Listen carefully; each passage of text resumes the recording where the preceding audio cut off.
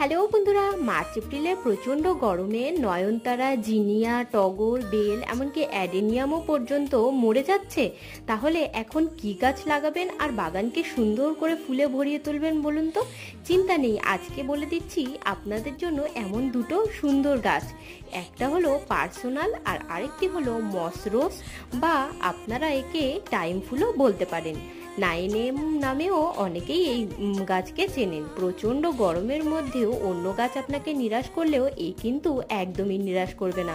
যে কোনো গাছ থেকে এরকম ছোট ছোট কাটিং বার করে নিন, তারপরে কাটিংয়ের নিচের দিক থেকে দুটো তিনটে করে পাতা ছেটে ফেলে মাটির মধ্যে বসিয়ে দিয়ে জল দিয়ে দিতে হবে। মাটি তৈরি করবার জন্য নর্মাল গার্ডেন সয়েলের মধ্যে 20% কম্পোস্ট, ভার্মি কম্পোস্ট যদি মিশিয়ে দিতে পারেন তাহলে কিন্তু খুবই ভালো হয়। আর কিছুদিনের মধ্যেই এইরকম ভাবে গামলা পুরো ভরে উঠবে আর তারপরে ফুল ফুটবে। আজকের মতো